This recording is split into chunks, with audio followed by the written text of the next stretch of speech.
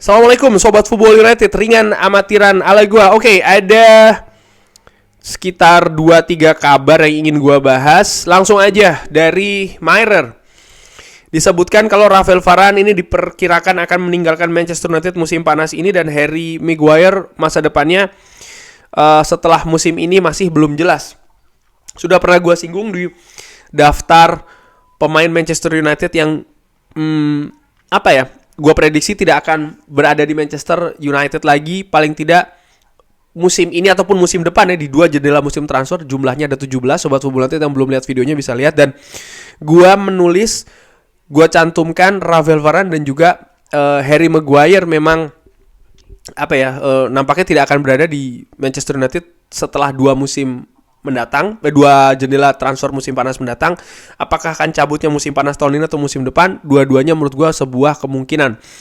Dan Manchester United juga artinya harus mencari gantinya kan ya. Cuman menurut gue Rafael Varane dan juga Harry Maguire memang musim ini dengan situasi compang-camping lini belakang Manchester United, mereka cenderung bisa memberikan kontribusi yang positif. Tapi banyak juga kelemahan. Gue menilai kecepatan itu salah satu hal yang minus, katakanlah demikian, dari Rafael Varane ya. Dan ini sebenarnya sudah terlihat dari musim pertama ketika dia datang dari Real Madrid di Manchester United. 2 back senior ini ada 1 poin plus yang besar sekali, yaitu adalah membaca permainan. Karena dari pengalamannya, mereka ini bisa dengan sangat baik sekali membaca permainan, membaca arah bola. Dan ini yang harus nanti ditambal dengan back baru yang akan datang, terutama back-back muda. Karena hal ini sering sekali berjalan beriringan dengan pengalaman. Akankah Rafael Varane dan juga Harry Maguire lepas secara bersamaan nanti di 1 jendela bursa transfer? Menurut gue tidak. Menurut gue siapapun manajer dari Manchester United, gue harapkan tetap Erik ten Hag by the way ya, terlalu riskan kalau 2 back senior ini dilepas secara bersama-sama. Karena jangan lupa ada peran di dressing room, itu juga penting. Gue bahkan lebih melihat Rafael Varane yang akan lepas dulu, baru Harry Maguire. Itu menurut gue ya secara ringan amatiran. Dan kabar lainnya masih dari sumber yang sama, dari Mirror. Manchester United ini menjadikan Jared Brandtwaite ini sebagai target utama di musim panas nanti. Everton ingin 75 juta pounds. Wow, Manchester United berusaha untuk menawarnya ya, menekan sampai sekitar harga 50 juta pounds. Menurut gue kabar ini masih simpang siur. Siapapun sih sebenarnya yang diincar dikaitkan di Manchester United ini masih sangat simpang siur, karena sporting director belum mulai bekerja. Tim rekrutmen dari Manchester United juga sedang dalam fase perubahan kan, sehingga ya bagaimana mungkin target-target seperti ini sudah ditetapkan untuk diburu, apalagi ditawar. Menurut gue nih masih terlalu jauh. Sehingga tapi gue melihat Jared Brandtwaite ini punya potensi sih ya. Dia punya kapasitas, dia punya kemampuan, pengalaman juga bersama dengan Everton bermain di kompetisi Liga Inggris. Tapi kalau dari sisi harga, dia pemain Inggris juga kan ya. Dan menurut gue kalau harga 75 terlalu tinggi sih. Mungkin kalau Manchester United bisa mendapatkan dengan 50, permasalahannya mau tidak nih Everton ya dengan harga seperti itu. Dan Everton juga akan sangat berpengaruh di mana mereka akan berlaga musim depan nih. Kalau mereka terdegradasi, gua harapkan tidak degradasi ya, tapi kalau seandainya mereka terdegradasi, tentu saja akan banyak eksodus nih ya. Dikabarkan juga Amadou Onana diincar oleh Manchester United. Pemain tengah ini posisinya hampir sama kayak posisinya Casemiro, Sofian Amrabat. Ini akan menarik juga, tapi balik lagi sih menurut gua yang lebih mungkin memang seorang Brandtwaite, terutama untuk center back. Dan harganya ya kita lihat ini, kalau harga 75 juta menurut gue masih terlalu tinggi sih untuk Manchester United. Dan gue ingin Manchester United sebenarnya tidak mengeluarkan uang dengan seperti ini gitu, dengan harga 70 juta, 75 juta, 80 juta. Harus dikurangi kebiasaan dalam tanda kutip Manchester United bergerak di pasar dengan harga seperti itu.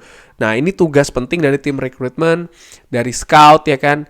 Lalu diskusi juga dengan sporting director, dengan manajer akan seperti apa, siapa-siapa saja memang yang ingin didatangkan dengan harapan seperti apa, jadi langsung musim itu atau memang diproyeksi untuk musim-musim selanjutnya. Ini juga menurut gue sangat menarik. Dan kabar lainnya gue ambil dari MU FC MPB, disebutkan kalau John Murtough ini mendapat simpati karena ya dia ini memiliki pekerjaan untuk mengeksekusi deals ya. Walaupun sebenarnya pekerjaan dia harusnya ini yang berkaitan dengan akademi. Oh wow, ternyata dia bukan orang yang tepat di posisi yang tepat. Nah, ini juga penting di Manchester United sih menurut gua. Dan ini tugas dari manajemen yang terbaru nantinya ya, dengan Sir Dave Braswell dari Ineos bersama dengan Omar Barada untuk merombak susunan manajemen Manchester United. Tidak harus semuanya dibuang ya kan, karena suka-sukanya kan kalau fans semua dibuang gitu.